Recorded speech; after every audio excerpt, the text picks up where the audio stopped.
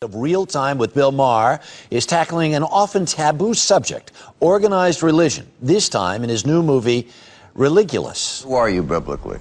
I'm Jesus Christ, man, the second coming of Christ. I am. Yes. Not just because you share the name. No, because you also share the name Miranda. Maybe you're Right. Carmen Miranda. Yeah, right. Maybe you're the second coming of her. You should have fruit on your head instead of fruit in your head. And Bill Maher is with us this morning. Where did you find that guy? We found that guy in Miami, where he preaches. He claims to have thousands, hundreds of thousands of followers. He probably does. Yeah. I mean, he proves that it's just way too easy to start a religion. There you go.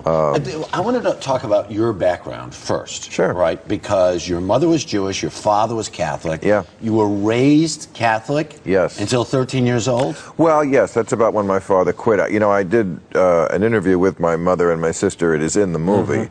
My mother gets me my first laughs, and it was great to see it. An audience in the theater, and yeah, there she is. She didn't want to do it. She was 88 years old. Right. And but she did it for me, and I wanted to ask her on camera. I had never asked her these questions. Sure. Which was, how come I didn't find out till I was 13 that I was half Jewish? They never said anything to me.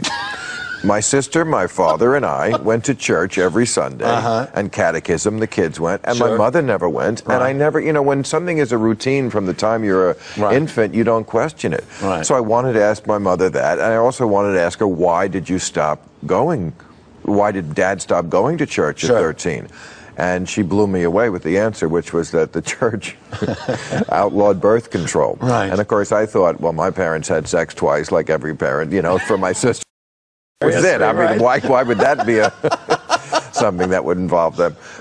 So it was interesting, and she really kicks off the movie and sets it in a setting, in a place where people can relate to it, even though I had a kind of a weird upbringing. You know, as she says, you know, every family is dysfunctional. And therein lies the seeds of doubt. Which is really your motivation in this entire movie. You're just trying to... Well, my motivation is to make people laugh. I mean, religion, to me, is a giant elephant in the room of comic gold, because, you know, we're talking about a garden with a talking snake. If you can't find humor there, people are just used to it. That's why they don't laugh at it. So it's a very funny movie. It's a comedy. It's not really a documentary. But yes, I also think there's an important point to be made, and that does have to do with doubt. I don't like the word atheist, because to me it mirrors the certainty of religion.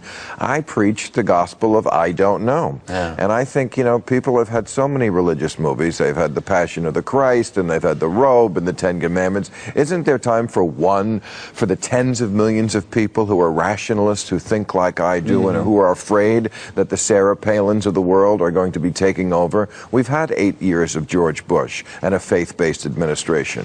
We can't afford another. Here's the thing, that there was an underlying thought, and this a serious thought, I thought, in the movie was, you wish that Christians were more, if they were really going to be Christians, would be more Christ-like. Don't we all?